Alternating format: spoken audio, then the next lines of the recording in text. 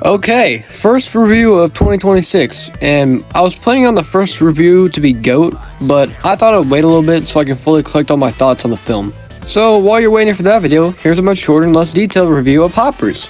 And Hoppers was something I really wasn't looking forward to watching. You see, I've been observing Pixar and everything that's been making for a long time. In fact, I'm kind of a Pixar superfan. I love the studio and most of the stuff it makes.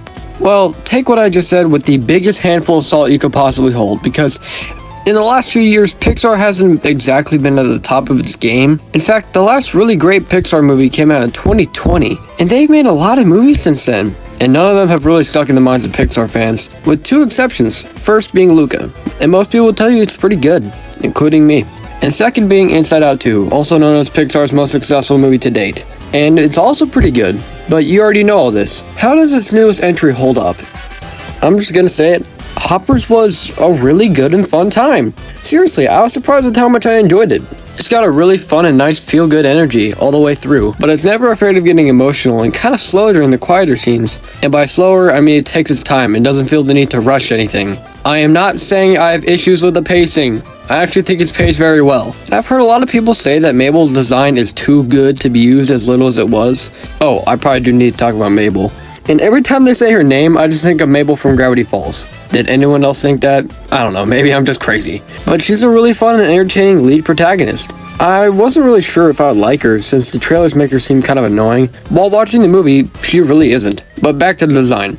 And I don't know, I think we got a lot of time to see human Mabel. And it's about the same amount of time as her beaver form. Well, at least I think, since she's human for the first 20 minutes, then the last half an hour, and the movie's 100 minutes long, so why are people complaining? That's probably because the entire middle hour of the movie is spent in the beaver form. And it's also pretty fun and creative with the way they use nature. And surprisingly, I didn't find any of the characters annoying, which is crazy. But yeah, Mabel's human design is very good. I approve. Okay, so I talked about Mabel's design and her personality, so what else is there to talk about? Well, there is something. And it's probably the best part of the movie. It's Mabel's grandma. The scenes that Mabel and her grandma share are the best and the most emotional parts of the movie. And man, when the forest started burning down, I actually felt really sad. It started making the tear ducts fill up, but I managed to stay strong and finish the movie. And sure, maybe they do flash back to the opening a little bit too much, but I don't care, I still like it. Oh, and the villain. Titus was actually a really funny yet menacing villain. That's crazy. I mean, how long has it been since Pixar had a real unredeemable villain? 2018? That's just sad. Yeah, I like Titus. I wasn't really sure about him at first, but he's hilarious, and Dave Franco gives a really good performance. I didn't even know it was him before looking at the cast list. Oh, and by the way, this isn't in the script, but anytime they said his name, I thought of Titus, you know, like Jake Paul's nephew or whatever.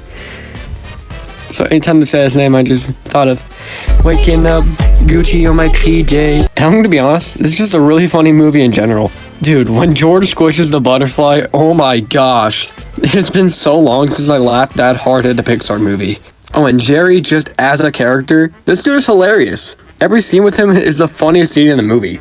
And dude, the turn that this movie takes in the second act was the craziest thing I've ever seen. It was funny as heck. Also, I love the detail that whenever a human sees any of the animals, they have these dark, beady eyes. But whenever we're in the perspective of the animals, they have a more cartoonish look. I just thought that was really cool. Oh, and the animation, dude, this movie looks incredible. I know Pixar is like known for having good animation, but the forest and just like how everything looks in this movie is amazing. I've never seen better looking animals in an animated movie. Well, 3D animated, I should say. It looks so soft. It looks awesome. And it's crazy how this movie has a liar revealed scene that I actually like. Like, I hate liar revealed scenes because it's just ruins the movie for me. But it was actually done really well and wasn't bad.